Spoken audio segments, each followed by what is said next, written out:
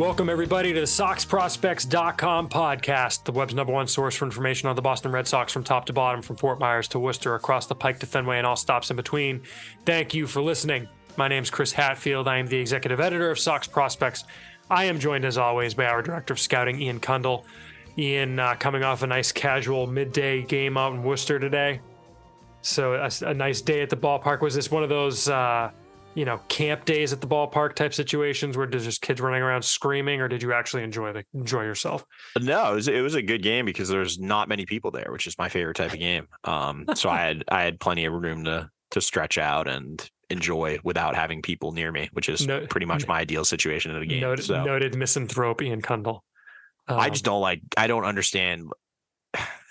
I'm not going to do this right now. I will never understand why people feel the need to sit in their seats if there's an open seat next to it and there's someone sitting directly next to them. That's all I'll say. It's just one of my biggest pet peeves. Like, they're not going to kick you out. You can sit a seat over and it doesn't bother anyone. Like, I understand if someone's sitting directly in your seat, maybe and it's crowded and, there's nowhere else to sit around, but I will never understand asking someone to move from a seat when there's plenty of seats within one row, plus or minus on either direction. But whatever. I mean, maybe that's just me. But yeah, no, it was nice. There was no one near me. I could just sit back, enjoy the game, watch some noon baseball, it's nice because it gets me back before traffic gets too bad. Like, it's still bad, but not that bad. And it's that Portland team, that Worcester team is pretty interesting right now between the rehabbing big leaguers and the guys they've got piggybacking, and it's a good pitching per good couple lineups of pitchers. Finally healthy. Yeah, exactly. Yeah.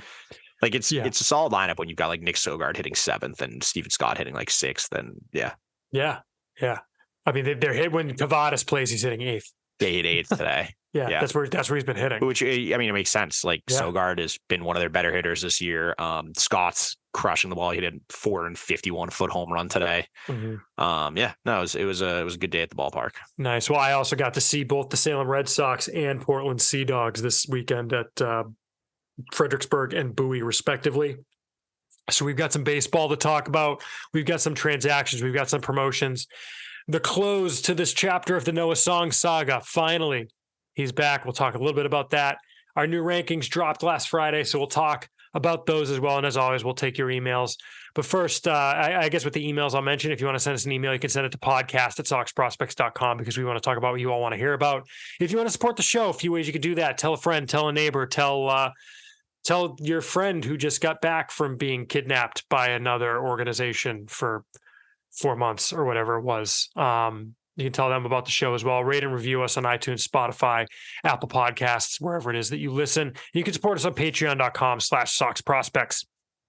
And of course, I mentioned the emails. That's about it. Well, let's get into it, Ian. Let's start with the news, I guess, before we get into what we saw this past week. I guess the promotions, the most exciting one happened a couple days ago. Both Kyle Teal and Nazan Zanatello made their Florida Complex League debuts. It's those two, infielder Christian Campbell and the undrafted free agent infielder Drew Earhart are the four draftees that have made their FCL debuts. Kyle Teal has already been promoted. It was interesting, Ian. He got promoted straight to Greenville, which I think took a lot of people by surprise. I was so happy to see that because he had no business being in the FCL. And as I think we've talked about, Lowe is terrible, so it makes a ton of sense. Well, I don't even know. I mean, and the other reason why it makes a lot of sense, first of all, I'd put ACC and SEC competition up against Low A competition right now. I don't think there's a whole lot of difference. If you look at the rosters, the Salem roster has Ender Solera, who you want to get reps to. So they've got a catcher there they want playing, most of the time.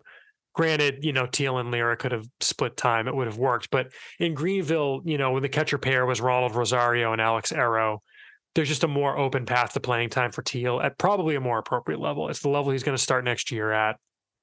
Get him there now. I like it. He's probably going to start next year there, but I will say I don't think we can rule out him going to Portland yet because it's just I know they haven't done it in a while, but they've gotten way more aggressive with promotions this year. That's what we're about to talk about. And I think we're seeing with teams are just realizing like the low minors is just it's just a learning experience now. And if you have someone who's polished like Teal, there's nothing really for them to learn until they start getting into Double A, where they're going to start facing those better pitching.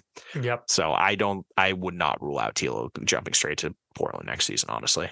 Yeah, I mean, it feels like low A is more for guys who are drafted out of high school or signed internationally now. Like you just don't see. I mean, looking at that roster right now, in the lineup, there is not a single player. There's not a single hitter on that roster who went to college.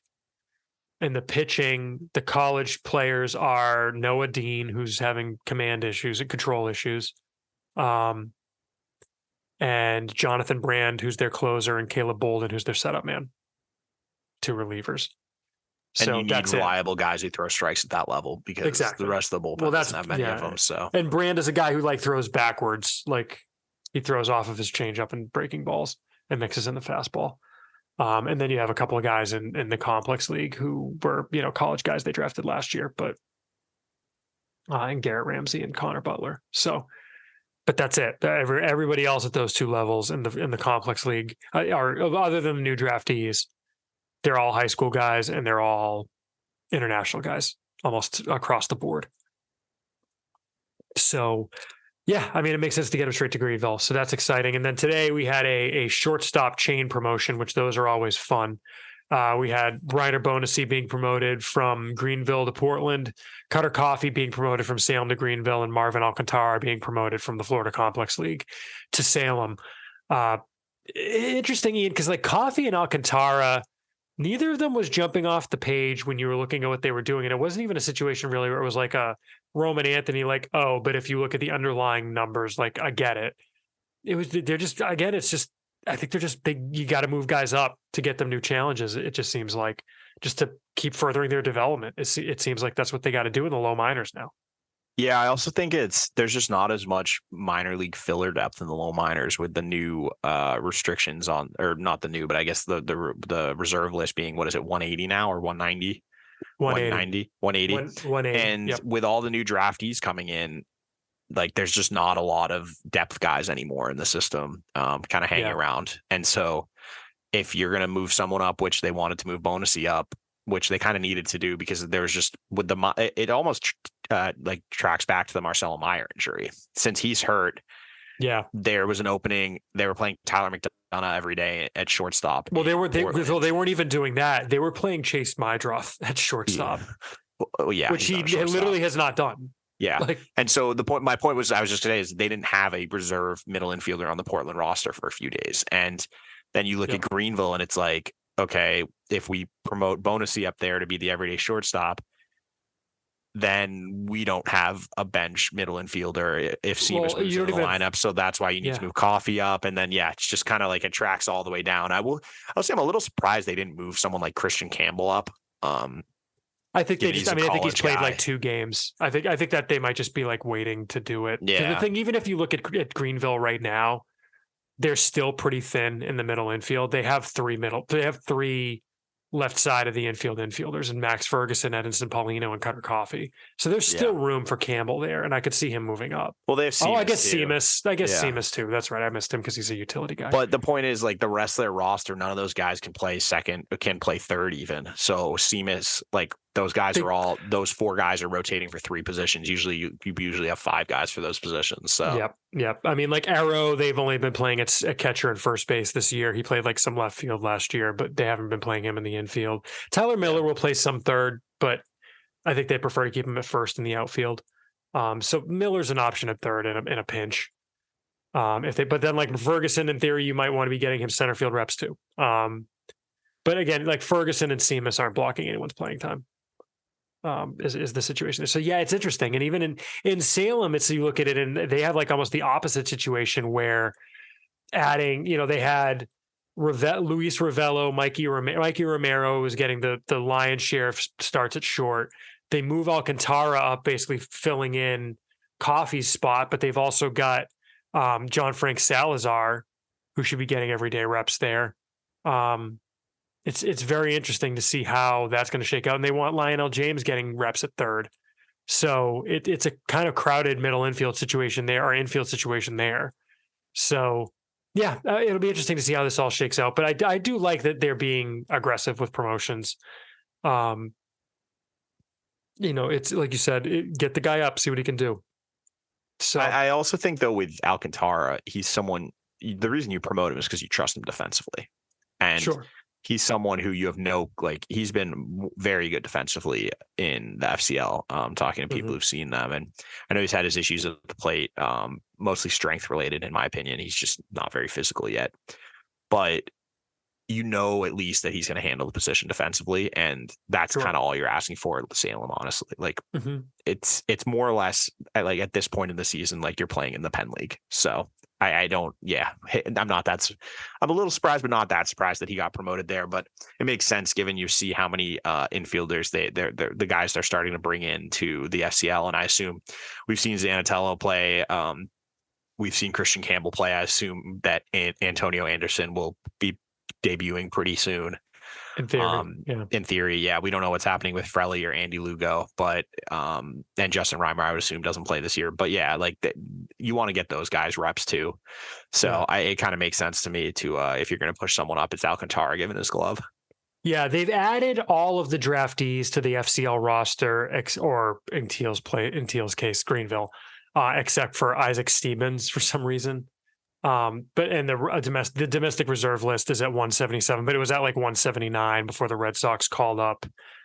Wait, they added like Carlson, Feeney, and all everyone those guys else today? is on. Everyone else is on the really? roster. Okay, Yep. We don't have that yet, so that's what. No, we do. The thing with the roster. So in the Florida Complex League, there's no injured list because there's no reason to put a guy on the injured list or the dev list or what have you. YTD is yet to debut. If you're looking at our rosters page, but that counts towards the reserve list. Those guys are all active.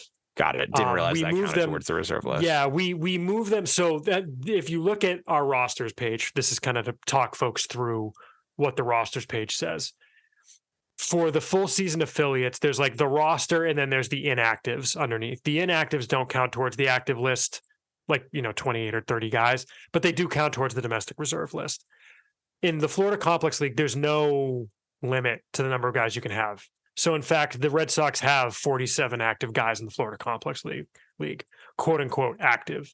But that includes like Andy Lugo, who literally hasn't played this year, Alvaro Mejias, a right-handed pitcher who literally hasn't pitched this year, Frelly Encarnacion, who's played like one game in the past month and a half, Yisrael Burnett, who's played one game all year.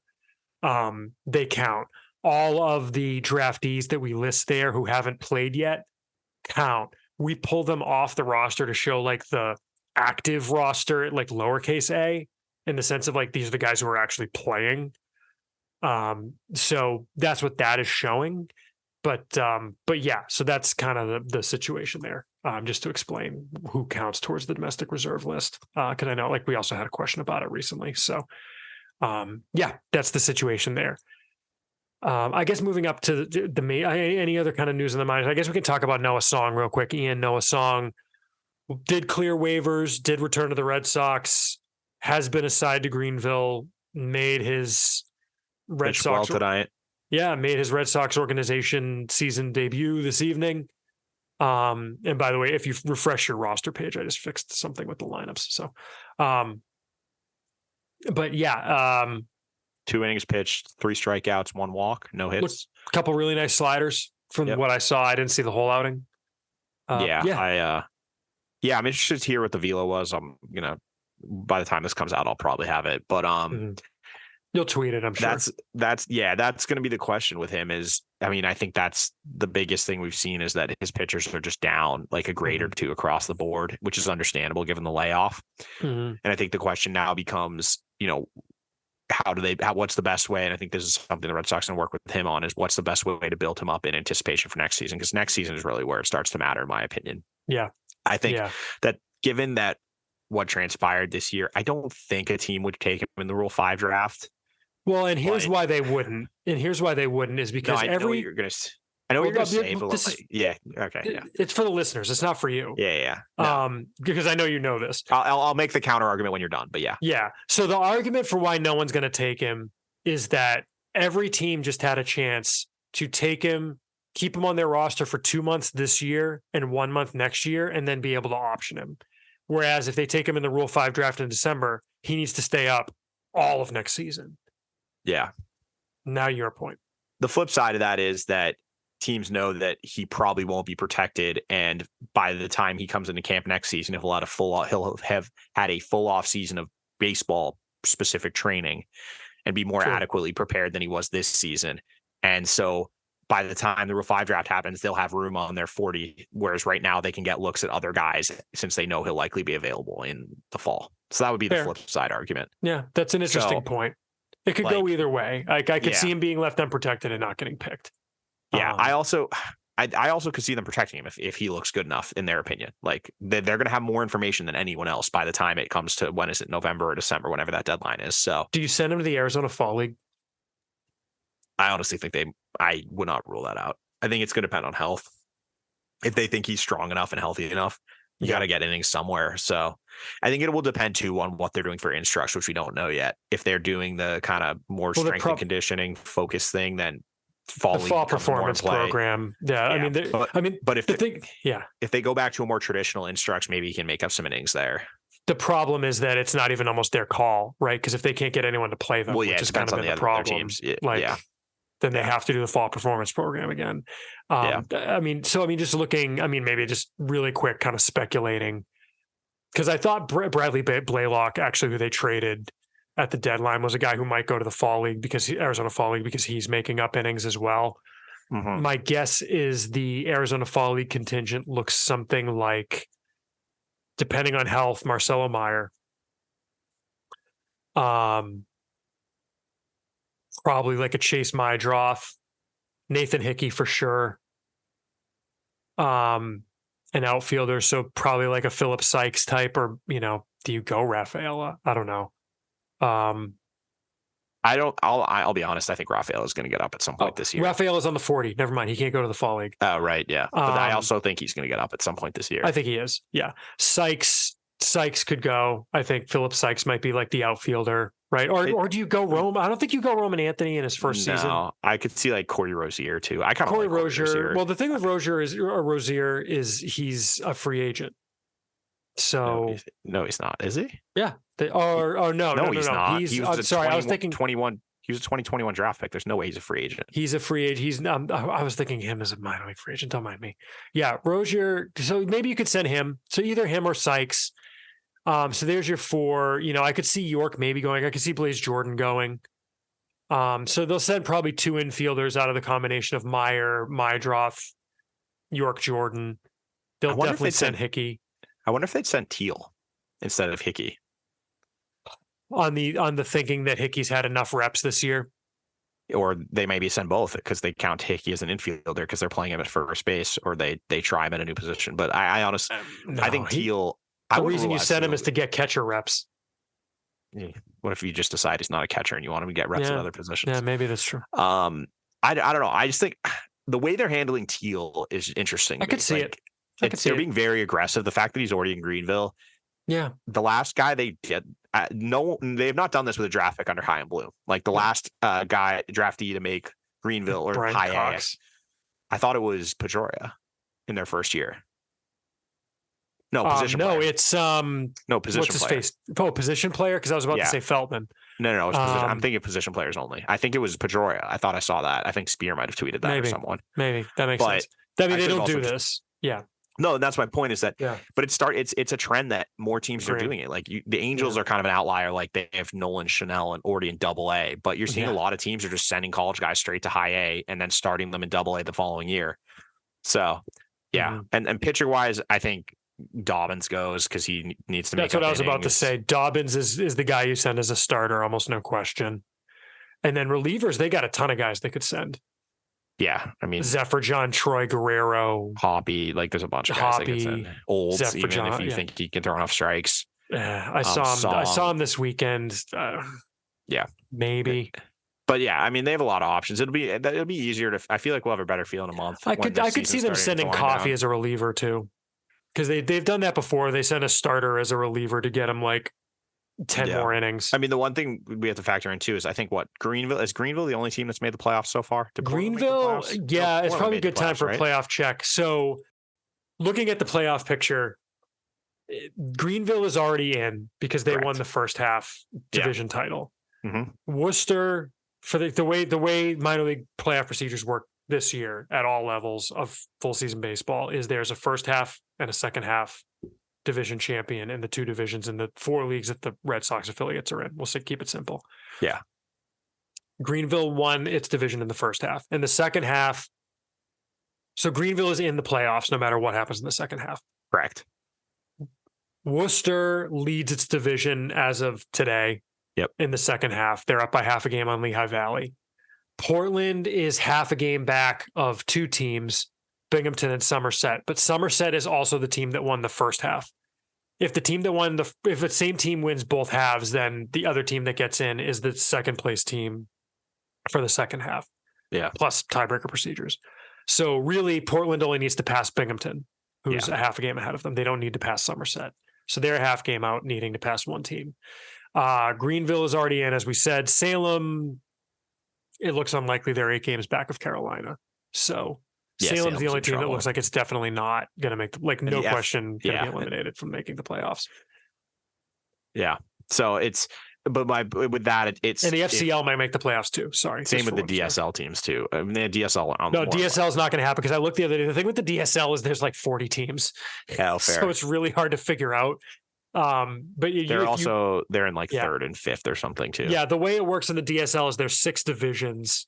So it's 6 division winners and 2 wild cards, and then there's an 8-team playoff. Oh wow, that's confusing. And they're in the same division, so they're in trouble. Yeah. Yeah, but they're both like in the middle of the pack if you sort the whole league by record. So they're not going to make the playoffs. Well, yeah, but what my point with just the playoffs is that can impact some Arizona Fall League like assignments, because if it takes depending on, I mean, it just depends on innings limits, guy who's healthy, things like that. Yeah, but if you think about it, the most a starter's going to get is what, 2 more starts. Yeah. So, but I mean, like 15 innings, that's it, with the way they're using the Arizona Fall League, that's kind of an entire, or not 15 innings, so let's say 12 innings. I was going to say that's a heck of a playoff but even 12 innings, that's 6 2-inning appearances in the AFL. Like that's reasonable to see with some guys. So yeah, we'll see. Like I said, I mean, it could just depend if Portland makes the playoffs, that might change things. But it's like, I mean, the relievers you're going to send are all going to be in Portland. I mean, I guess you could maybe send Ryan Fernandez. Yeah, fair, right? But he's, or maybe he could be on the 40-man roster by then too. Yeah, there's some 40-man questions I want to ask you when we talk about Worcester, because there's one guy that I'm kind of curious about that has been off my radar, but is hitting really well right now. Mm-hmm. At any rate, all right. So that's the situation with the AFL, unplanned AFL tangent. Other transactions.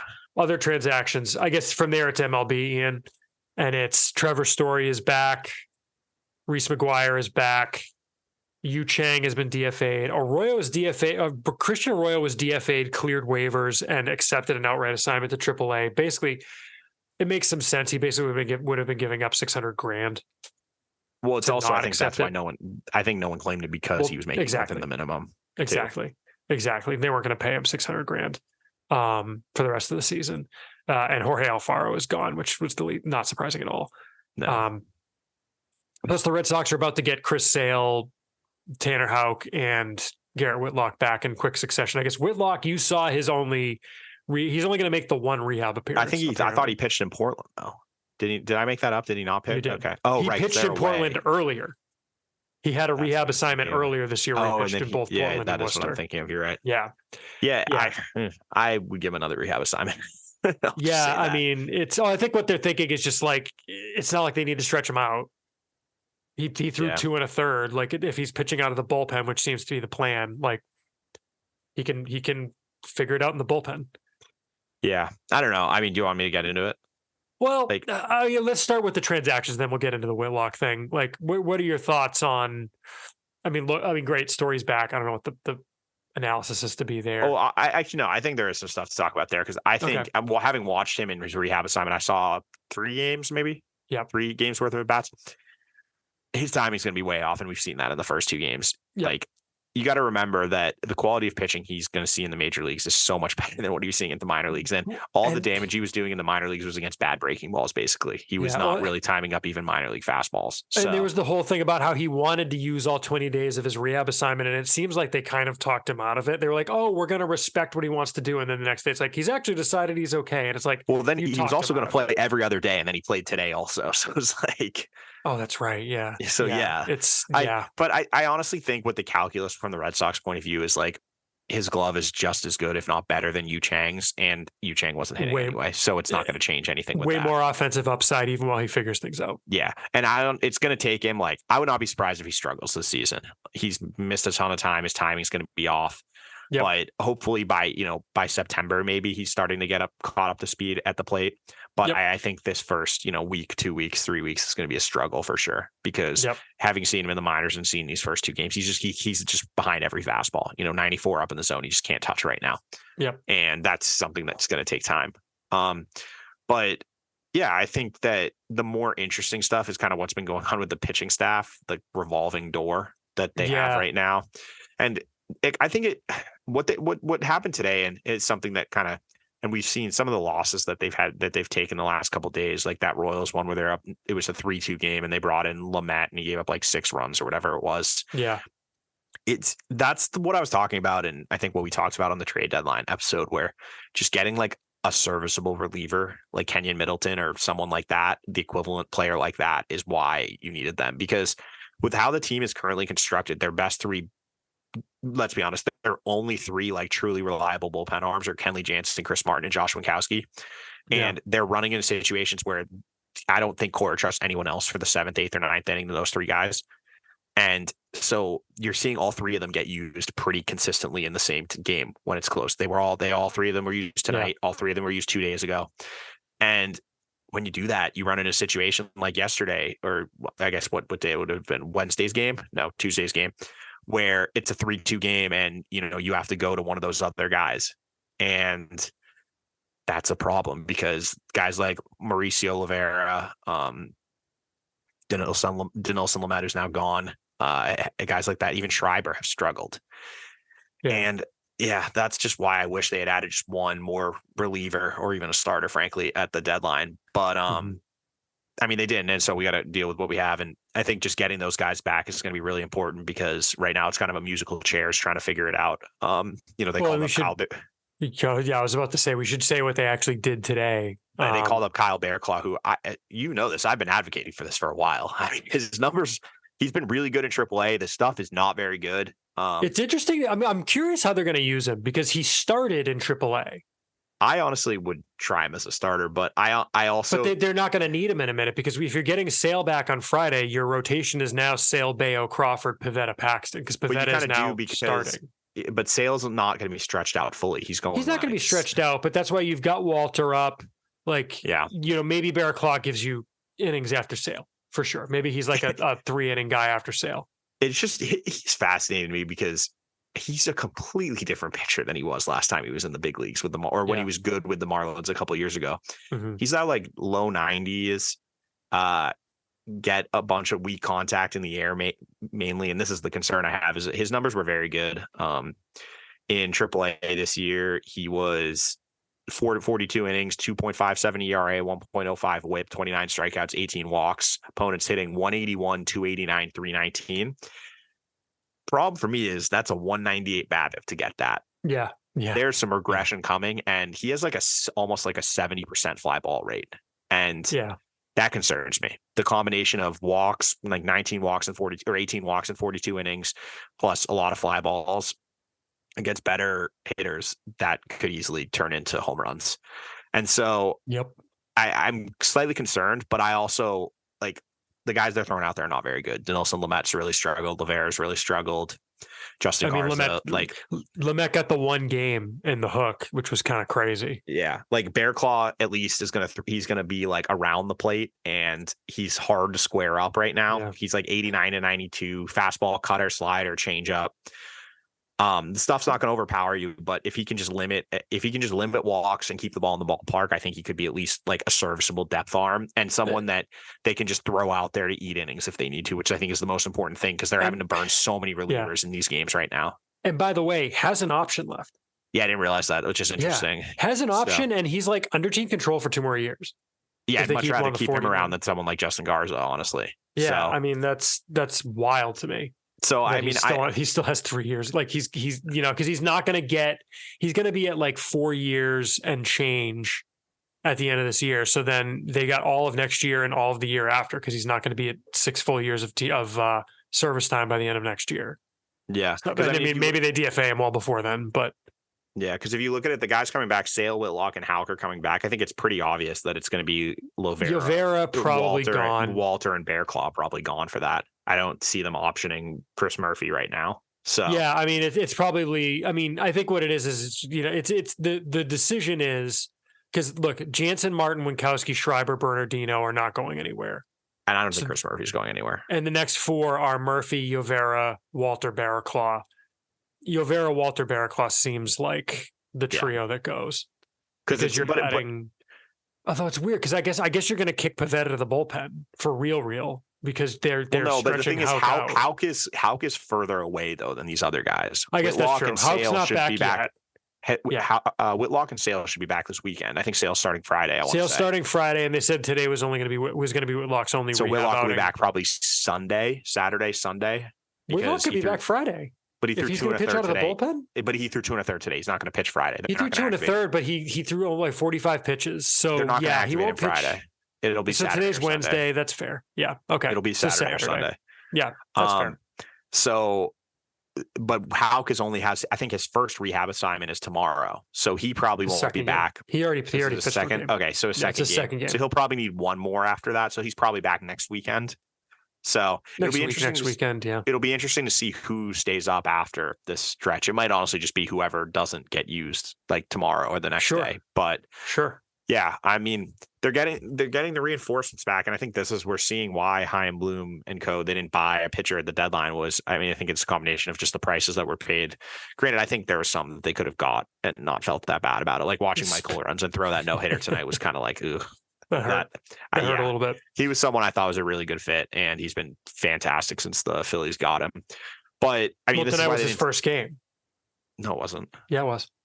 Not his first game at home. Oh, it was at home? Yeah. I thought they were saying it was his first game with the Phillies. No, he's made like 3 starts with them. Well, if he got traded at the deadline, that was 9 days ago. So it would have been at most his second start. Second start, sorry. Yeah. Yeah. It's a second start with them. I think it was his first start in Philadelphia, though. Yeah, that makes more sense. Yeah, second start with team. Yep. Yeah, but his first start was 8 innings, 6 hits, 2 earned runs, 1 walk, 5 strikeouts. Like that would look pretty good with the Red Sox right now. Yeah, man. But no, I mean, this is why we're going to see they're getting guys back. Like once those 3 pitchers come back, the only guy on the DL of note is really Joely Rodriguez. So, which I mean, does he even have an automatic spot in a bullpen that's going to have?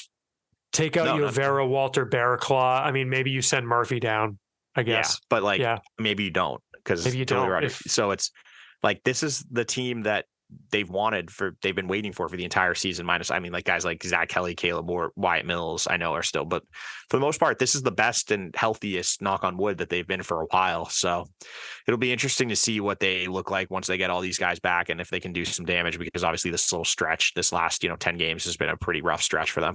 Mm-hmm, for sure. All right. Well, let's move on to some minor league stuff. Ian, you saw Worcester today. I want to hear about Garrett Whitlock. I want to hear about Drohan coming in after him because I know we've got some emails about him. And then, of course, we got to talk about our July player of the month and Cedon Rafaela. So those are kind of the top 3. And then we can go wild cards or something. But like, what'd you think of Whitlock? What'd you think of Drohan falling? And then what'd you think of Rafaela? So for Whitlock today, it was an interesting outing. His line was fine. It was 2 1/3 innings, 2 hits, I think 3 strikeouts, no walks. But I mean, he just didn't have, I think the best way to describe it is he was just he seemed like it lacked conviction. He wasn't throwing he seemed like he was almost kind of trying to like feel it out with throwing, especially his secondary pitches. His fastball was only 92 to 94. And, I mean, I go back to spring training when he was dynamite. What was it, 2 years ago or was it last year? He was like 95 to 97. And obviously he hasn't really shown that. Yeah. But he's been more like 93, 94, 95. So the velo was down a tick. But I think it was most noticeable on his secondary pitches. His changeup was the normal velo, 81 and 82, 83 miles an hour. But he was pretty noticeably slowing his body at times. And similarly on his breaking ball, he just didn't really seem like he wanted to snap it off. And I think that's understandable coming off an arm injury, that you're kind of like taking it easy and kind of just feeling it out, wanting to like you don't want to overexert yourself, especially in a rehab assignment. I do wonder if they basically just told him like, hey, just like go out there, get some work in, start getting some feel back for pitches, but don't risk anything. Sure. But I'm slightly concerned about how that stuff is going to play against major league hitters if it looks like it did tonight, because I just didn't think the quality was there to get major league hitters consistently out. Mhm. Now, if he can, go out there the next time and he's bumping, 94, 95 consistently, and he's showing, he's got much better deception on his changeup and his sweeper has a lot more depth to it, then different story. But the guy I saw today, even though he was successful, there's like a couple fluky things, like he put a couple runners on and then they got a double play off of a hard line drive. Yeah. Things like that. I'm a little worried. I'm not sure like how he didn't look completely healthy to me in terms of just like throwing the ball loose and free like we've seen from him in the past. Sure. That makes sense. We'll see. Yeah. But it also, as I said, it also could just be like him feeling things out and not wanting to push himself too far in a rehab assignment. So, well, it's hard to say without. I think we'll know more when he makes his next appearance, whether it be in the minors or in the majors. Mm-hmm. How about Drohan following him for 5 innings? Because, like I said, people have been asking about what the deal is with Drohan. Yeah, it was weird. I'll just say it. He was fine for the first 2 innings. He was really good. He was like pumping 93, 94, showing the cutter again. Looked pretty good. So he has brought the cutter back to some degree. But he also has a slider now too. It's very strange. And I had a couple threads on Twitter about it. If you want to check out like more, like there's some stuff from the TrackMan or the Baseball Savant page, game log, showing like the kind of what's my issue with him right now is. But he was throwing 5 pitches, basically a fastball at 92 to 94, changeup 83 to 86, which was his best pitch, curveball 76 to 78, and then both a slider and a cutter between 82 and 90 miles an hour. And this is kind of the problem for me is, and if you look at the pitch chart that I have on Twitter, you'll see that there's a bunch of, you can't look at the pitch classifications on this because they're off. Like they threw it, there was a changeup that they classified as a slider, and they called everything a slider between 82 and 90, which it's definitely not. It's definitely 2 distinct pitches, but you can see the movement profiles all over the place. And I just think that he needs to just he needs to pick one or the other. And just because they run into each other. Interestingly, the 6 ones he threw, or the 8 pitches he threw at the lowest like philo of those. So the 6 true sliders, I would call it 82 to 85. And then the 2 lowest cutters that were like 86. He didn't land a single one in the zone for a strike. They were all balls. Mm-hmm. And his cutter was reasonably effective though. Like he didn't get any whiffs with it, but it's a pitch that he didn't get it. It was no hard contact. He was just, something that he could use as a kind of a pitch to get in on the hands of right-handed hitters, which was how he was trying to throw it today. And that's what I liked when I saw it early in the season. And so it's just weird to me, this slider thing, where it came from, because it looks like 2 distinct pitches, but then they run into each other. So it's like 82 to 84, it's a slider. 85 to 86 is kind of in between the two of them, hybrid pitch. And then 87 to 90, it's a true cutter. And the true cutter is just way more effective to me. So I don't know what's going to happen with him going forward. I'd be interested to hear what they have to say, or what he had to say about that, and whether it's like a deliberate thing. They're trying to figure out which one he likes better. But, the stuff is there. It's just, there's just not a lot of consistency, and he just doesn't execute very well. And I think that's the biggest issue right now is, the command in the zone is pretty off. When he leaves it up, it's very hittable. And that was the issue when he ran into second, third time through the order today. They got some really good swings on him because he was just leaving like fastballs and cutters up in the zone. Mm-hmm. And he just didn't have a lot of whiffs. He got 4 swinging strikes in 5 innings. So he's just not missing as many bats as he was in the past. And I do wonder, he's got pretty noticeable splits where like his first and second inning is a lot more effective than when he gets pitches later into the game. Like I think in innings 4 to 6 this year, has like an ERA around 8. So I do wonder if he might be kind of falling more into that Chris Murphy camp of like, maybe he could be a starter, but he could be more effective in shorter bursts, like 2 to 3 inning stints. Yeah. Because like today, the first 2 innings, he was really good today. And then it was kind of that 3rd inning, they started getting better swings, and it just kind of like spiraled from there. Mm-hmm. So, I mean, it was a good look. Like it's always interesting to see guys like that, but what he's doing with the slider and the cutter just kind of confuses me.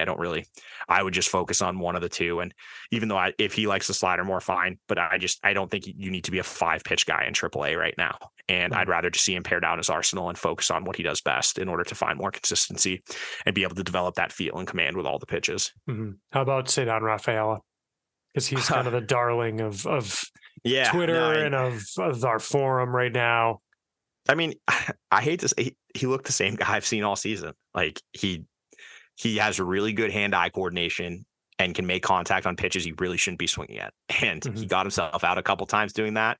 He got a single doing that, and he had showed off a good arm in center field. And I think that's the thing with me is I just think he'll get called up and never see strikes. Like the scouting report will just throw him breaking balls down or away, and eventually he'll swing. And that was the case today. I think I had like 4 sliders off the plate away today. And when I say chase, he doesn't need to miss them. He's just swinging at them. And one time, like he topped it. I don't know if it was a fair ball or not, because I honestly don't know the rule, which is not a good thing to say. But I was sitting with some other people and no one knew the rule, because it ended up right by his feet, still in the batter's box, but it never hit him. And the ump called it a fair ball. And he argued, and the Worcester manager argued, but we didn't know what the ruling was when it like doesn't pass home plate fully. So, but it was a pitch he should never have swung at, is my point. That's when I talk about him getting himself out, that was the quintessential example. Like he went up there and swung at the first pitch and topped it right to the catcher and just got tagged out because like he thought it was a foul ball. And you shouldn't put yourself in that position. Just lay off that pitch. Or same thing happened in the first at bat, slider away, down and out of the zone, chases it. Granted, he got a hit on his next pitch, but there's just a lot of swing and miss, not swing and miss, but a lot of chase. And, that can be managed, but I just am worried about how major league pitchers will be able to exploit that, because we've seen it's hard to maintain a 40% chase rate at the major league level. It can happen. Do it. Yeah, there are guys that can do it, and he does have very good hand-eye coordination and bat-to-ball skills. But what happens with those is the shelf life of those guys tends to not last, and there tends to be a lot of inconsistency both within seasons and from year to year in performance. And that's kind of my concern with him, is he's not going to reach a ceiling if he's still at a 40% chase rate. The thing with guys like that, I mean, it's chase rate. It's like, because, but I think a lot of people mistake what we're saying for like, he doesn't walk. I don't care whether or not he walks. The walks could be symptomatic of him chasing too much, because if you're swinging at pitches outside the zone, you're not going to walk. Yeah. I'm not saying I want him to walk more. No. I'm saying I don't want him to get himself out on pitches outside of the zone. Well, and this is the thing, is there are certain guys who chase a lot, but they just don't hit it. So it's like, it doesn't really matter as much. The problem is when you chase those pitches and I can actually hit it and make a ton of weak contact, and that's what he does. And yeah, I mean, like swing decisions, it's what I've said it. We said it over and over with him, and I know I'm sure people are sick of hearing it because his numbers have been great. But at the end of the day, it doesn't really matter until he gets to the majors if that's what he's going to be. And we see how MLB pitchers pitch him and whether he can adjust to that or not. And that's the big question, is because even at the major league level, the quality of the secondary stuff, the quality of sliders he's going to see there. He doesn't really recognize spin well right now. I can't imagine what it's going to be like at the major league level when he's seeing better breaking balls than he's ever seen in his life. Same thing with better quality fastballs, guys who can actually command it. So, he's doing a lot of damage on pitches in the zone right now, but if he doesn't get pitches in the zone, what's going to happen? Is he going to be able to lay off them enough to force pitchers to come back in the zone or not? I'm not sure, because I've never seen him actually force guys to do that. And that's just the concern I have with him. And I think the raw skill is very, very impressive with him. Like, don't get me wrong, he's an extremely talented player. And I just worry that his upside is going to be limited by the swing decisions, not by it's not due to a lack of talent. Like, make no mistake, he's an extremely talented player. It's hard to say. And honestly, I think we've reached the point where it might be one of those things we're not going to know until he gets up to the major league level. Yeah, for sure. I'm not sure what, like, if there's anything he's actually going to learn at AAA, because it doesn't seem like he's going to make those adjustments right now.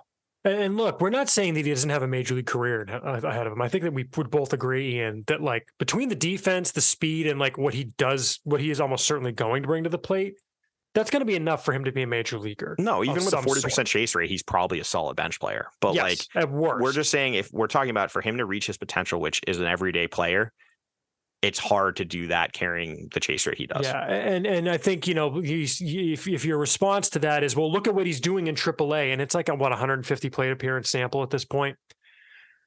But it's also like, just let me numbers. Yeah. Well, here's the thing. It's like, look at what he's doing, right? Well, here's my response to that. The last players, it doesn't happen often that you hit like this for even this long of a stretch. At least in the sense that, like, I haven't gone back and checked every 150 plate appearance stretch of every player the Red Sox have had in AAA. But if you look at what like guys' numbers are at the end of the year at the AAA level, right? The last guys to hit like this, at least in a sample this big, are Will Middlebrooks and Ryan Lavarnway, who are probably not even replacement level players in the majors. No one didn't Middlebrooks have the same issue with Chase. Like I think I think he had holes in his swing more too. his was more swing and miss, but yeah. Swing and miss. But it's and the point being, like, Rafaela can do things they couldn't do. Well, Middlebrooks was a good defensive player. Lavarnway obviously was not. Neither of them had the speed that Rafaela has. So we're not saying it's not a comp. It's saying offensively, I don't care what your AAA slash line is. Yeah. I really don't. I care a lot more about the underlying pieces of that. And Rafael is going to have to answer this. And it might be that he can answer it at the major league level. I think you're right, Ian. I think we're not going to know until he gets up there. Well, and this is like, give me a second. I'm pulling up the. Do you think he gets a shot this year while you're pulling that up? Yeah, I think so. Even though rosters only expand to 28. I mean, I think Hamilton's going to get. Actually, probably not though, because Hamilton's going to get the hitter spot probably because you want a pinch runner. But maybe. But the flip side is maybe they just say like, Rafael can play shortstop also, and he's a better defensive outfielder. And he's a better defender. Late in games, I would much rather have him in the outfield than you're not going to use Hamilton as a defensive replacement. No. You can use Rafael as a defensive replacement, especially if you started the game with Masataka Yoshida in left as opposed to DH, like late in the game, I'm pushing Duran to left and putting Rafael in. Well, exactly, and that's what I was thinking is, but also he could play shortstop if you needed to have someone. And he can run, by the way. Like he's not Hamilton, but it's not like he's a 40 runner. He's like he's at least a 55. Is he a 60 runner? He might be close to a 60 runner, right? He's a 60 runner. Yeah. Yeah. So we'll see what Rafael does at the major league level. Anyone else you wanted to mention? No, you mentioned maybe Wilyer Abreu as someone you wanted to talk briefly about from Worcester today. Yeah, I mean, I guess him and Steven Scott both. Yeah, Scott was the guy I was going to ask you about, by the way, because it's like he's Rule 5 eligible, and it's just such a weird profile. It's a weird profile. Yeah, Nick Sogard, the three of them hit home runs today. The ball's also flying to right field, but I think Abreu, I kind of like him still. He can hit a little bit, and he gets on base. He's an okay defender. I think the worry with him is that I'm not sure he's like an everyday player for the Red Sox, or frankly even like a platoon bat for the Red Sox, if that makes sense. He might be someone who profiles better with more like a second division team. But yeah, he was good. He's 3 for 4 today. Showed some good aptitude. He had a really nice adjustment to go the other way on a breaking ball later in the game. He had that pull home run, obviously, where it was just a fastball right there. Or no, it was a hanging slider that did nothing. It was like a cement mixer that he just crushed. And yeah, Scott also had a tank. He hit one like 451, like 106.8 or 105.8 off the bat, just absolute bomb. And he's hitting really well. Like he looks good at the plate. The defense is still the limiting factor, but yeah, he's going to be a pretty interesting Rule 5 decision. I agree with you. Because it's just could see, like, even if the defense isn't that good, like as a backup catcher, like can't you make it work? Like it's maybe, but yeah, it's interesting. I mean, Reese McGuire's not exactly the best defensive catcher, so maybe there's a chance they keep him on as the third catcher. It's a reasonable shout. Just going back to Rafaela quickly though, the one like I'm looking at, if you look at like the swing leaders in MLB, Rafaela's about 40%. The players ahead of him on the list, it's like Salvador Perez, who has a 91 WRC plus. And let me guess who the types of players are. They're either really good. They're Sal Perez, who's kind of a unicorn at this point.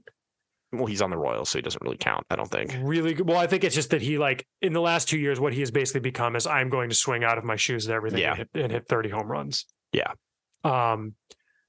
Defensive wizards, like Javi Baez. Yeah. Yeah, he's still positive WAR, even though he's minus. Yeah. Or guys who, like, when they make contact, they are hitting home runs. Like guys with just a ton for of the pop. most part, there are a couple guys that will surprise you, but I think that the point is though, this is 40. This is assuming his chase rate doesn't increase in the MLB, which is no guarantee. Mm-hmm.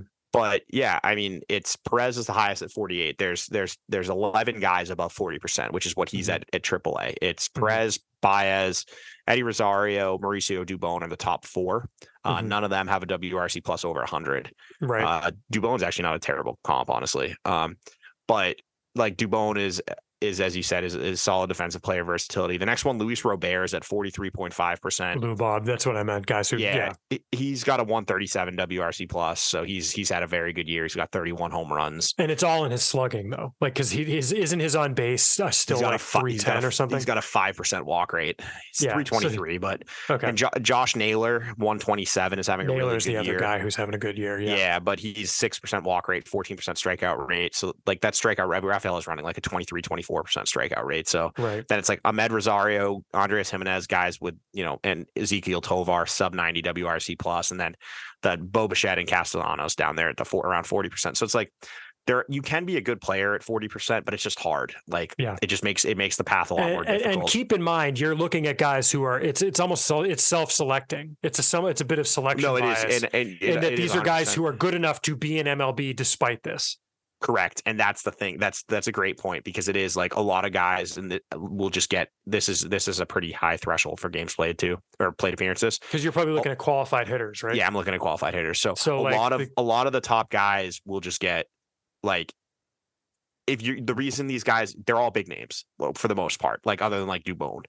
Like it's a lot of big names who are everyday guys because of reputation. So I mean, there's definitely a chance, but it's just if you can just get down even to that next tier, and I was having this discussion with someone recently, if you can just get down to like the 38% range, you get start all of a sudden, it's like Ozzie Albies, Jeremy Pena, Julio Rodriguez, Bryce Harper, Anthony Santander, Rafael Devers, Fernando Tatis. Like, it's really weird how that works out, that like that 40% number is like kind of seen as the cutoff. But once you get below it, it's just, there are a lot of really good players in that 35 to 35-ish% range. So and we'll see. He it's could be Dubon with him. Yeah. Like you said, he could turn into Dubon. We're just saying for him to be more than Dubon, it's going to be really hard to do that with a chase rate that high. Yeah. But we'll see. I mean, as I said, I do wonder if he's someone we just need to see at the majors, because it's meanwhile, I saw both Salem and Portland this past weekend. I saw 2 Portland games, 1 Salem game, just because Bowie is 20 minutes away and Fredericksburg is like an hour and 50 minutes away. I guess I'll do Salem first because I see Salem and you don't really get to. The starter on Saturday night, it was actually kind of funny. I actually got Jarlin Susana again, and Salem hit him really good. Like the second time through the lineup, especially because I missed the first 2 innings just because traffic on 95 South was absolutely brutal, as it tends to be. But Salem lineup looked pretty good against them. They scored a lot of runs. They were up 7-0 heading into the 9th, and Cody Scroggins tried to give it back. Fredericksburg tied it, and then Salem won it in the 10th. But Jettix and Paez threw for Salem, Ian. I kind of liked him. It's kind of funny. I joked on Twitter that between Paez on Saturday and Isaac Coffey on Sunday, it was 2 guys who are having pretty good seasons, or at least pretty good stretches recently. Paez was our July pitcher of the month, despite not having good velocity. On the stadium gun in Fredericksburg, which seemed fairly reliable this weekend, but keep in mind it's the stadium gun. Paez was looking, 89 to 91. I think he might have topped out. He might have thrown 1 at 92. Maybe. I'm looking for it, and I'm not actually not seeing it. So yeah, I think he actually, now that I'm looking at it, topped out at 91. Yeah. So there's not a lot of velocity there, but he mixes his fastball, curveball, and changeup. I really like both the curveball and the change. He really, it's kind of funny. I forget who I said this about earlier in the year. It might have been Monegro, who would look like he was just kind of in MLB The Show picking pitches, right? The sequencing didn't seem to make a lot of sense. With Paez, it looked like it was more setting up, change up, fastball, curveball for strike 3. He'll double up on the change up, he'll double up on the breaking ball. But the sequencing seemed to make more sense. It was, okay, this guy, didn't get a good swing on the curveball, get him with the changeup swinging, do the sequence again, right? Like it was that kind of thing. We have the curveball is above average and the changeup is potential average. I might throw a potential 55 on the change too. I really like the change. It was really showing a lot of dive. The changeup was like 82 to 84, like we have it. Was really showing a lot of dive down. The curveball was like 10 to 5 with good depth. He showed good feel for it. Would either use it in the zone or out of the zone. And then, like I said, he spotted the fastball. It played above the velocity because of how he mixes his pitches. If Paez could add, and we've talked about this coming out of spring training, even last year, I think was when we talked about it most. If Paez could get to like, even just give me 91 to 93, right? Like it doesn't need to be mid 90s. The problem is he's pretty maxed out physically. I'm just not sure there's a lot more. Yeah, he's very thin, but it's not a big frame. He's been the same too for several years. Whereas I look at the other guys who have added velo, they've tended to do it like earlier in their career. Like you've seen a steady increase, like guys like Perales, Monegro, even like guys like that. Winkleman is another good one. Yeah, they've done it. Like you've seen a gradual increase every year, whereas Paez has been that now. He topped out like 2-3 years. Well, because in 2022 he added velocity, but he didn't add any this year. Yeah, in camp he was throwing a little harder last year, and I was like, well, if it keeps going, and it hasn't, and if like I said, if he had a couple more ticks on the fastball, I would say he's easy a top 20 pitcher in the system, but he's just not. But he was interesting. I mean, he's an interesting guy. We'll see how he does on the way up. So he was good. Otherwise, I mean, the relievers, Michael Valera was 94, 95 out of the bullpen, which was interesting, but it is what it is. Cody Scroggins was rehabbing. He admittedly didn't look great. Luis Talavera was okay. At the plate, it's kind of funny. Gilberto Jimenez is back in Salem. He was rehabbing in the Florida Complex League, and they sent him to Salem, which I think might just be a continued rehab assignment, but it could also just be that that's where the at-bats are right now. And he's okay. He does look like he's more confident at the plate. He looks more like he knows what he's doing. It's not, the left-handed swing isn't quite as crouched as it has been, but again, I need to see it in Greenville before I really get too excited. Mikey Romero was my first time seeing him. The thing with Romero is he's just not very physical. Like he might just looks like he might be a little undersized for the left side of the infield. When he goes to make throws, it's like probably average-ish arm strength, but he needed to take a couple steps to really get into throws to get him over to first. They're just that natural arm strength that even like his teammates, Luis Ravello and Cutter Coffey do have. He just doesn't have that. The actions were okay. He didn't look completely out of place at short, but like he looked a lot more like a second baseman to me than a shortstop. At the plate, I mean, I'm trying not to make too much of what I see out of guys at the plate in one game. He did get 5 at bats that I saw just because the amount of times that Salem was scoring runs and hit around. The only single that I saw was a single through the right side. He did have a sac fly to left. But at the plate it was kind of eh. I do kind of like, I think we talked about it. I like Cutter Coffey more than I think what you're hearing, which is fine. Like, I think he does look kind of the part, not the way that like a Marcelo Meyer type, like looks like the best guy in the field, but just, it's an athletic frame. I like the arm. I like the actions at the plate. It's still a work in progress. It's interesting that he moved up to Greenville. Kind of surprised by that.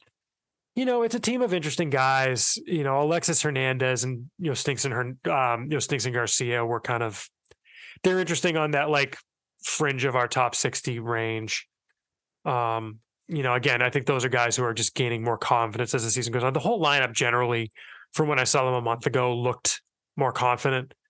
And then one guy, it was my first time this year seeing John Frank Salazar, which was interesting, and he plays with his heart on his sleeve. He definitely plays with fire and emotion and probably needs to rein it in a little bit, honestly. Like he took Susanna deep to left on just a no-doubter off the bat. And he kind of watched and was kind of like, gesturing to the bullpen as he went around the bases, like really just was being really loud. It's nothing bad. I'm not poo-pooing. I'm not saying get off my lawn, but it's just kind of like reining in that emotion might help a little bit. But yeah, Salem, it was good to see them for a game. Portland, it was my first time seeing them this year. First time seeing them in Bowie for a while. I think the last time I saw them was 2019. I got to see Grant Gambrell and Isaac Coffey, my second cup of coffee for the weekend on Sunday. Yeah, Gambrell, he was, fastball, change up, curveball. It looked like he might have been working in a cutter as well, honestly, which it was tough to tell. But it was a two-seam arm side run on the fastball. It's weird. He throws like from a stretch all the time. He does have a leg kick with no one on, but he doesn't start square to the hitter. He starts to the side, like he's throwing from the stretch all the time. But like I said, yeah, the fastball, everything head sink and run. He barely threw the curveball, which was interesting. He was more throwing the changeup. So I don't know if he was working on the changeup, Ian, because we have that as his third pitch. So that was kind of interesting. That reports it. Gambrell's weird. I saw him. It's like his fastball. It's like low 90s fastball. It's a slider / curveball. I think it's two pitches because I had it 79 to 85. So I think it's two pitches. Changeup is like 83 to 85, and then cutters 86 to 88. So yeah, that sounds right. I think it's 5 pitches, but yeah, the slider and the curveball run into each other, and it like sometimes it's slurry, sometimes it's like a sweeper. It's weird. That makes more sense. Yeah, but he was the changeup was the primary off speed. It looked like, I think, unless I was getting the cutter on that too. It was tough to tell. I was using a gun that I really don't trust. Just because the velo readings I was getting, especially on relievers who we know what they throw. I thought the changeup was to me he's a bucket of 50s. Like that sounds right. Yeah, I mean he's interesting. It's one of those things where you wonder if he might turn into more in like a long relief type role, and that kind of like not making the comp to Walter or Murphy, but like could he be more in that long relief role? Yeah. He's also already 25, going to be 26 this offseason. Yeah. So but he's got that unique situation because of the whole heel thing he went through. But saw Chris Troy. He was throwing hard. It was interesting. He was, almost all fastballs. Did mix in a couple of curveballs. It looked okay. Is it curveball and slider? Yeah, it's a curveball and a slider. The slider he hit a guy with. He only threw a couple of those. Yeah. So he's mostly fastballs. He comes out pumping, gas. The big gas guy though was Ryan Zephyr-John, who looked like he was upper 90s, just blowing heat. He came out of the bullpen and blew away Jackson Holiday, which was good for him because Holiday looked like a future star all weekend. Yeah. Yes, Holiday is going to be a problem. He's that system, man, with what they've already produced. It's wild. Holiday is going to be an issue. But he blew him away, blew Judd Fabian, old friend, not like who never was a friend, Judd Fabian away on 4 pitches. Looked great his first inning, but came out in the second inning and started walking guys, lost the control. So again, it's the thing. He needs to throw strikes, and he doesn't throw enough of them. Well, I think him and Troy have the same issue: is just consistency within outings and from command and control. Mm-hmm. I think they're both like I'd rather see. I know why they throw multiple innings, but I'd rather see them just like they're going to be. If they were 1 inning guys, they'd be a lot more successful. But you throw them the second inning to work on that stuff. Yeah, because you're not working. Zephyr-John's like 96, 98, so he's got a good arm. I think he's got the highest average velo in the system at this point. No, Hoppy does. Hoppy does? Okay. Yeah, which I didn't get to see Hoppy because he and Guerrero threw on Saturday when I was in Fredericksburg, unfortunately. Hoppy's at almost like 98 average, so he's definitely hit 100 this year. Yeah, no question. Yeah, he's got a huge fastball. Saw a few guys. I mean, at the plate, I didn't get to see Marcelo Meyer because he went on the IL over the weekend for a shoulder issue. For the guys I did see, I mean, Corey Rozier's fast. He's definitely a 70 runner. He looks to steal the second he gets on base. Both Chase Mydroth and Blaze Jordan are both two guys who just they're just not your typical athletic body type, right? I mean, they're just not guys who stand out on the field as, that's the star, right? Mydroth walked a couple times. I saw him go deep on Friday. I mean, the ball was kind of carrying out in Bowie this weekend. Both teams had a fair number of home runs. He did show a little bit of pop to get one out. Sunday, he didn't have his best game. I think he was over 5. I don't know that he hit anything. Yeah, he didn't hit anything out of the infield on Sunday. Nathan Hickey looked all right. He had a home run on Friday, a couple of singles. on Sunday. He can hit. I mean, I saw him last year, saw him this year. He looks the same. He can hit. I like him at the plate. Question is behind the plate. Didn't really get to see him show his arm off too much. He gave up 3 steals in the games I saw. The only one that I remember off the top of my head was definitely stolen off the pitcher. The guy got an enormous jump. There was no way he was going to throw him out. Yeah, Jordan, I mean, didn't see him do much. The only double he hit was on a breaking ball, which was not surprising. He did have a single as well, but other than that, he really didn't do a whole lot at the plate. And he's just, again, it's a soft body type. Like, it's not the type of guy you see in the majors. So he's going to have to keep working on that. You know, we'll have to see how he does the whole way up. I mean, the numbers, he's hitting well in AA right now, but just you go and look, if you're trying to say, oh, Blaze Jordan, that we're sleeping on him and we don't have him ranked high enough, I would kind of respond with how many games have you watched him? He just doesn't stand out. I didn't love the swing either. He has this weird swing on pitches sometimes where it's like all shoulders. It's not an athletic swing.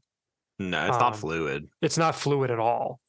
So that's why we have him ranked where he's top 20, but he's like near the bottom of the top 20. We've got him 19 right now. Well, and I think it just goes back to what we've constantly talked about with him, that he's not going to add a lot of defensive value. So everything is pretty much tied up in the bat. And I think I talked about last time, I kind of liked him at first base, but he's got to hit. He's got to hit for power. And it's just that right profile. If you're first base only, it's just not very valuable. Like we saw it again at the deadline. CJ Cron got traded for a bucket of balls. Like, right first baseman that's just not a very useful profile unless you absolutely mash the ball. And I'm just not sure. And like between seeing him live and seeing looking at his underlying data, I'm just not sure Jordan is that type of going to reach that offensive kind of level you have to in order to sustain a long major league, career with someone like the Red Sox. Yep. All right. Speaking of that kind of thing, do you want to jump to rankings? Unless there's anyone else from those games that you want to ask about? But no. Okay. We posted our new August rankings. We'll kind of just bop quickly through it because you can see them on the website. It's at soxprospects.com. So we're not going to read out everything that's noteworthy. I guess, the key stuff with the draftees debuting. Kyle Teal debuts at 5 behind Rafaela. We talked a little bit back and forth, Ian. I think we were all split on Teal versus Rafaela at 4. Some people were asking why Rafaela wasn't higher. And I think we've talked a lot about that in this episode. I gave a little bit of a thought to him versus Blaze, and it's always tough because Blaze hasn't played. So there just isn't, new data with Blaze to use to compare. But again, Rafael is what he is, and we're not going to move a guy. Again, we always say this, these aren't power rankings, right? This is projection. This is major league projected value. And I don't know that Rafaela's value has changed. He hasn't shown us anything this month that really changes the valuation. No, I think is how I would put it. Nope. But that said, we've got him above Teal, who we like. Again, we've got the guy 4. It's not saying we don't like him. I saw a lot of people were confused about him versus Blyce, and I don't like, as you said, it's Blyce isn't going to change, but Rafael really hasn't changed either. Like I don't really we talked about it as AAA numbers. They're very impressive, but it's the same. He's the same guy to me. So it's, it's a nice hot streak, but I'm going to need to see it over, multiple seasons at the big league level. And that's just where my concerns lie. And the point is, it's also not like there's an equal distance between each spot on the list, right? No. Like there's a gap from Blaze to Rafaela that Rafaela might be closing. I'll give you that. He might be in the process of closing it, but it wasn't enough to hop him over there. So, then I think you look at I think Baseball America, they released their updated top 30. Yeah, he's they've behind got York Rafaela on there. 7th. Yeah, or 6th. I think he's 6th behind York. Is he behind York? But so to me, it's. Yeah, I think there's a tier of 1 and 7/5 or 75, 1.75, where Roman Anthony is closing the Marcelo Meyer tier, but he's not there yet. And keep in mind that Meyer is a guy who's literally top 5 on lists right now. Yeah, Meyer is 1. Anthony's tier 2. Blyce is tier 3. I think Anthony has separated himself from Blyce. Yep. Yes, 100%. And then it's Blyce or Rafaela, Teal, York are all similar-ish. Yeah, but I like Blyce a decent amount more than the other 3. Mm-hmm. But yeah, I think they're all kind of to me, they would all be in the 75 to 150 range if I was doing a top, or 125 list around that 125 to 150. And then I think it's Perales, Gonzalez, Zanatello is a tier, and then I think actually after 10, I think starting at 10, there's a pretty big gap between 9 and 10 for me. I think that's about right. I think we'll probably take another look at grades after getting some data on like Romero, Drohan for the rest of the year and that kind of thing. No real huge movement in the top 10. Otherwise, Roman Anthony up to 2. We talked about last episode. I mean, Drohan dropped but we talked about why. Like I'm concerned. He dropped from 6 to 11, but it's effectively dropping 3 spots because of the debuts. Yeah, I'm just slightly worried that he's falling more in the Chris Murphy camp, a multi-inning reliever than a starter, just with the way his stuff looks. Yep. Big movers in the 11 to 20 range. I mean, the big one is Yoelan Cespedes, Ian Kundal. Moving up from 23 to 15, which is effectively a 10-spot jump because of, again, the debuts in theory pushing everyone down. It's going to be tough to push him much higher than that. We were talking before that we started recording because it's just tough to push guys much higher from the DSL. I mean, his numbers are obscene. I'm looking at them right now. What's 359, 409, 594. And I think that there are 18 functional reasons he's not stateside yet. Yeah, he'll come stateside next year. I could see him going straight to Salem. I could see him starting in the FCL first. Yeah, I think he'll probably do extended then Salem by like May 15th, like mid-May. Yeah. But I would. It also might just depend on playing time too, because if you're trying to get Zanatello shortstop reps in Salem, I don't know. I'll just say other reports are really good. Yeah.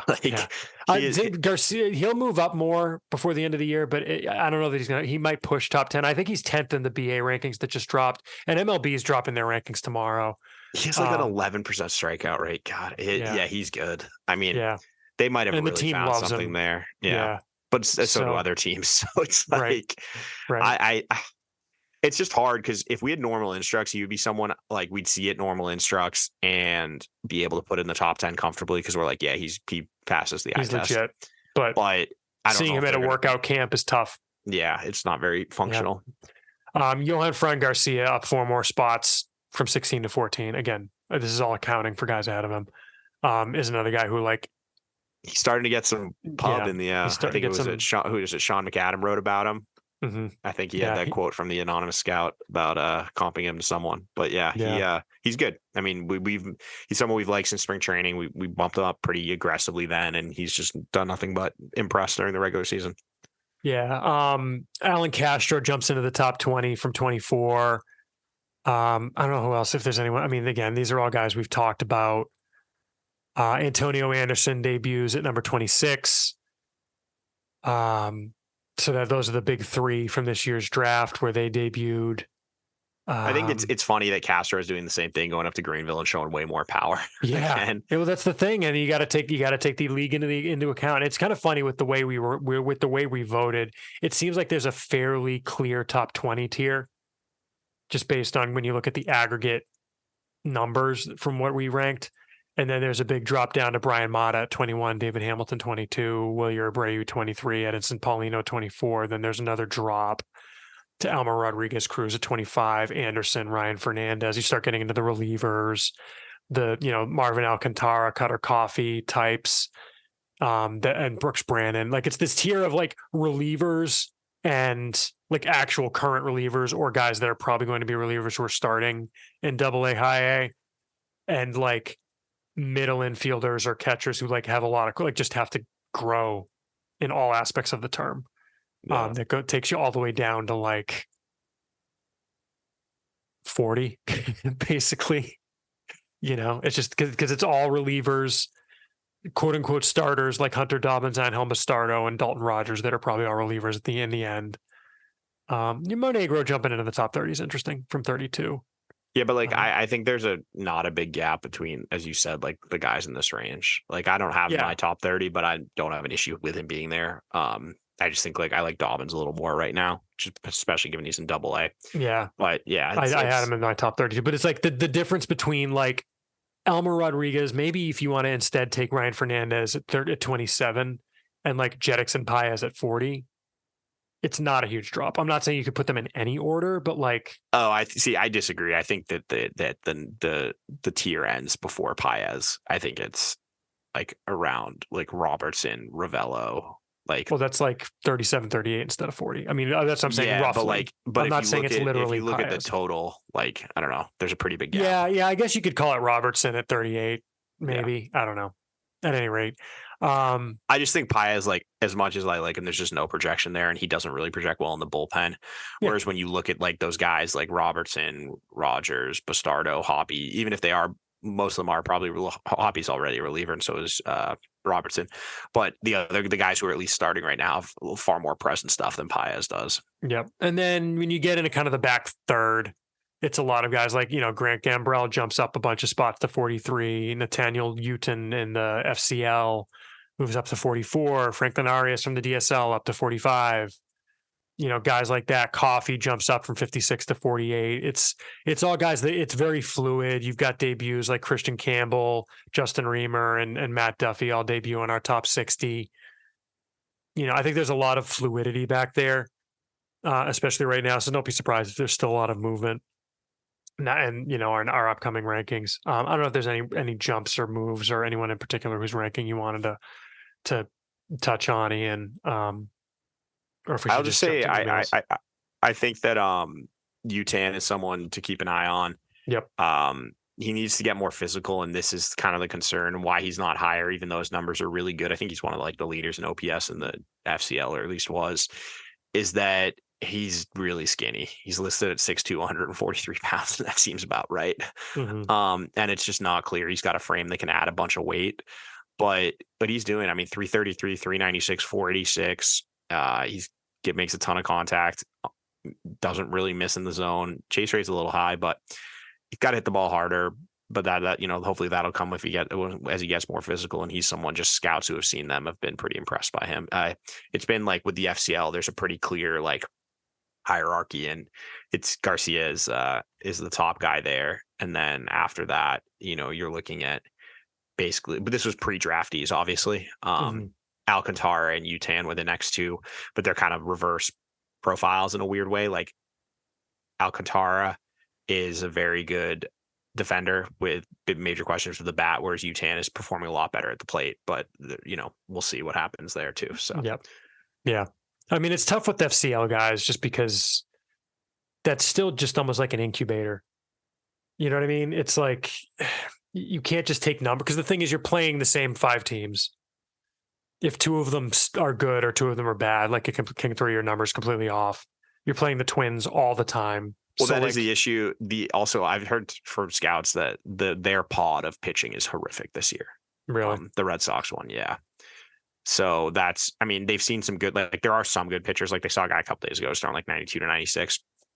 But like the Twins, for example, do not have very many good pitchers. And if you're seeing the same guy 3-4 times, it become pretty easy to kind of get locked in on them. It's ignore. We always used to say ignore numbers when the year a guy gets drafted, and we basically said, complex league numbers, ignore. I stand by that. I don't even look. They're a general gauge of how a guy is performing. If a guy is hitting 100 over a 200 at bat sample, okay, that's different. If a guy is hitting 500, fine. But like, I'm not going to make a big difference versus about a guy hitting 220 versus a guy hitting 280 at that level. It's so dependent on what they're seeing on a day in, day out basis. Yeah. I think maybe if we wanted, I don't know what you think about this. I'm kind of dropping this on you. Maybe we just say if people have rankings questions, they can just email us in and we'll talk about it on the next episode. And that might be a better way to do it. Well, the better way to do it is probably at the end of the year, we'll do a deeper dive on our year-end rankings. I just don't want to. We will do that. But if people have specific questions, feel free to email in. Of course, always. Yeah. And that's what we in the business call a professional transition, because our email is podcast@soxprospects.com. Hit us up. We want to talk about what you want to hear about, and let's dive into emails, Ian. Our first one is from Brian. I think we answered this mostly, but I don't think we quite got there because I only kind of dropped it in the middle. He asks about Marcelo Meyer and mentions he had 24 Ks and 3 walks in his last 56 plate appearances, with just 4 extra base hits in his last 13 games as of August 2nd, with a 357 batting average on balls in play. I was hoping to see him over the weekend, but he went on the IL with left shoulder inflammation, which would seem, at least in part, to have played into that. He clearly wasn't right. But I just don't get freaked out about a 50 plate appearance sample size. It's not like he forgot how to hit. So we'll see what he looks like coming off the injury. Ian, I think you mostly hit this. From Patrick, he says, what exactly is going on with him in Worcester? Is it diminished stuff? Is he trying to compensate by overthrowing and has a loss of control and command? He's not injured, but could it be a tired arm in terms of what's happening? But I think you kind of got into it. It's the continuing development of the pitch mix and what he's doing, right? Yeah, I think it's just part of development. I think AAA too. There are some control and command and control issues. I don't think the automated strike zone is helping him that much, and I think it's something we've seen across baseball is that just walk rates are up considerably with the automated strike zone. But I also think that he is someone who does need to work on finding that consistency, and he's still learning how to pitch with his new stuff. Mm-hmm. Next email is from Matthew in Texas, who says he was surprised to see that Bobby Dahlbeck was not traded since he's not on the 26-man roster. Is he eligible to be traded as a minor leaguer, or because he is on the 40-man roster, is he considered a major leaguer and cannot be traded until after the World Series? Do you think there is a market for him? If so, what might they get for him? I think he's asking if he can be traded now. No one can be traded right now. It doesn't matter if you're a major leaguer or a minor leaguer. There are no more trades until the end of the World Series. It's just that there's no trading. So there's no such thing as like you can trade a minor leaguer. What might they get for him? I think if anybody wanted to trade anything of value for him, he'd be long gone. Is the answer to that? It's the Red Sox aren't keeping him because they want him. They're trying to showcase him. I just think he's in that weird position where he's just depth. Like he's not. No team is going to give up a lot to get him at this point in the season. But he's also too good to just give him away. Exactly. He's also too good to just DFA. I honestly think what will happen is he'll get traded in the offseason for like a player to be named later, because in the offseason, teams have more room on the 40-man. It's easier to get Bobby Dahlbeck on. Like if they gave up a player to be named later for Hoy Park at one point last offseason, I wouldn't be surprised if someone will give them something like that in the offseason and they get like a DSL guy at some point. Yep. Next question is from Vin near DC, who says, we're beyond the trade deadline, but I had to chime in to support many of Ian's thoughts to get a starting pitcher, boost the club, give up Rule 5 guys, etc. Would you agree after Eduardo Rodriguez nixed the Tigers-Dodgers trade earlier in the day that getting him for a discount wasn't an opportunity on a silver platter for Bloom to pursue? Maybe they didn't like his medicals, or they did a bit of analysis when he was a free agent, or the balance left on his contract scared them, just seemed like a no-brainer move. And I have to think Boston is a place Erod would have been fine with. Thanks. Great show. I don't get that. He exercised a no trade clause. He didn't want to leave. Well, no, what he said is he wanted to stay on the East Coast. Okay. I don't know that it was a no brainer. No, what I think is, first off, I don't think his salary would have kept him under the CBT without another trade. So I think that was a limiting factor. But I also think it was just, you don't know what Detroit wanted. We don't know. We don't know what they were getting from. We don't know what they're even Dodgers. Getting from LA. Yeah. That's a good point. And he has 3 years left, or 2 years left, I think. Maybe. Well, he's got an opt out. Yeah, but he also, if he doesn't opt out, I think it's 3 years, $49 million or something. 3 years, yeah. So that's a decent chunk of change. I just think, I don't know. He didn't strike me as someone that the Red Sox would have gone after, and I don't think they were even ever linked to him. Mm-hmm. Next email is from John B, who says, I've got a question, something Ian said last episode about how the Red Sox should have used their excess of Rule 5 eligible prospects as trade bait. Ever since active rosters went to 26, there's been one less spot on the 40-man for minor leaguers. This is a point we've talked about, right, Ian? Do other teams really want to trade for a Briner Bonusy type who would then have to be put on their own 40-man? Wouldn't a lot of teams prefer a 16th ranked prospect who doesn't have to be protected over a 12th ranked one like Bonusy who does? I think what it is you get teams that have more room on their 40-man roster will trade for those types of guys because they know that other teams are kind of being pushed into moving them. The Red Sox have done this recently. That's literally the Christian Vasquez trade. They did it with Bradley Blaylock this year. They moved it right. But it's also that was the Mitch Moreland trade. Is both Potts and Rosario needed to be added to the 40. Or Vasquez, Valdez and Vasquez, that's what I was saying. The Christian Vasquez trade last year. Yeah. Yep. It's exactly what that is. So there are teams that have more room than other teams. And that's the thing. And Bonusy is someone that teams like, so they if they wanted to move him, they probably could have got, they could have used him to get a pitcher. They just didn't, they chose not to go that route. And I think we're seeing why, because they're getting all these guys back. So we'll see if that, 2 week stretch when they were down some arms comes back in the end. If it's a couple game difference, that's going to be a tough one to swallow. Mm-hmm. Next one is from Dr. Benjamin, who says, I'm sure you're sick of hearing Noah Song questions at this stint, so I'll keep it brief. Based on what we saw in his rehab stints with Philadelphia, would Song have been ranked in the top 60 in the August update had he been returned sooner? If not, do you think he's right outside, or should we just treat him as an org player at this point? If yes, roughly where do you think he would place? I know you have thoughts on this, Ian, so this is your opportunity to say what you think.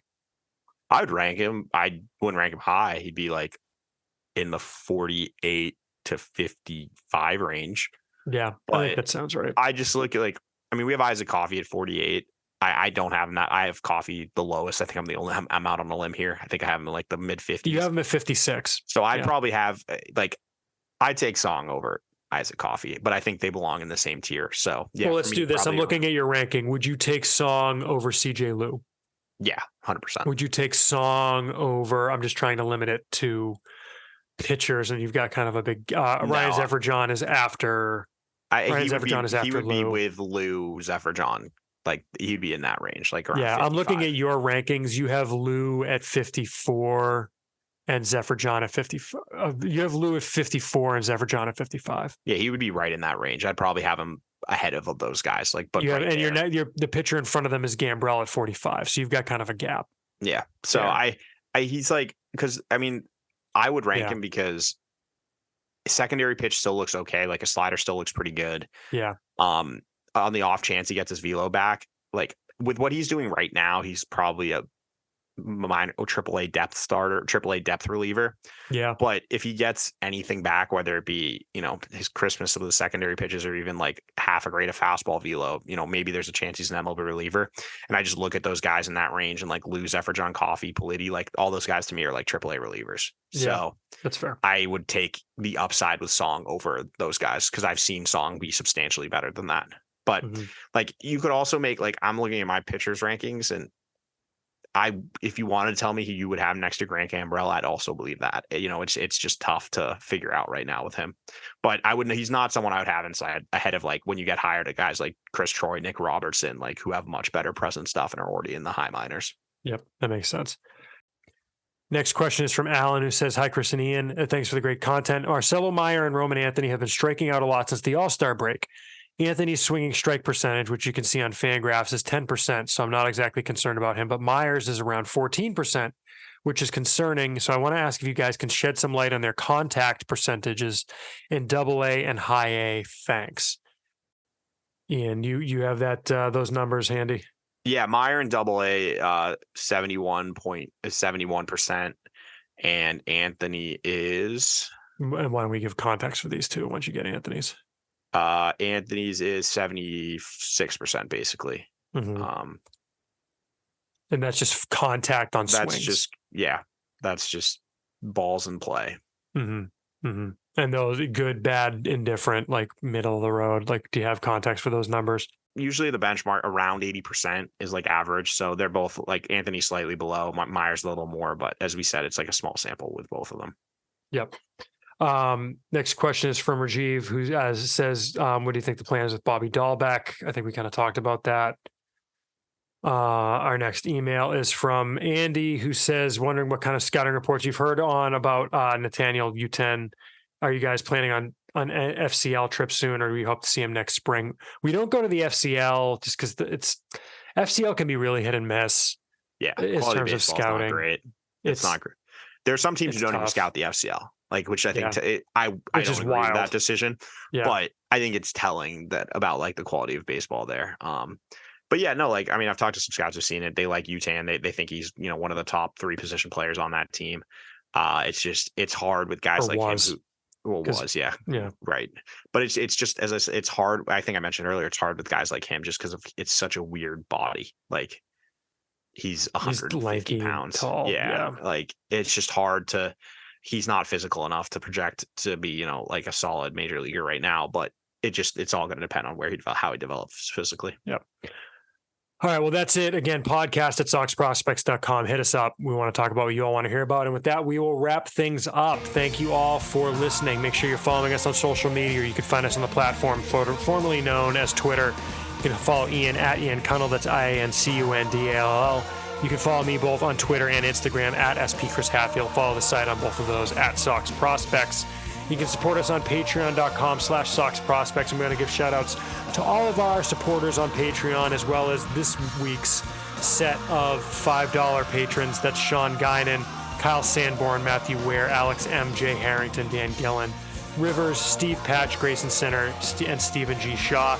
And a shout out to our newest $5 level supporters, James O'Sullivan and Shane Regan. Thank you very much, everyone, for your support. You can get our intro and outro music by the Ludlow Thieves, wherever it is that you listen to, stream, or buy, or whatever it is you do with music. Support them, great band. And of course, continue spreading the word about the show. We appreciate it. Thank you all for listening. We'll be back in your eardrum soon. Thanks, everyone.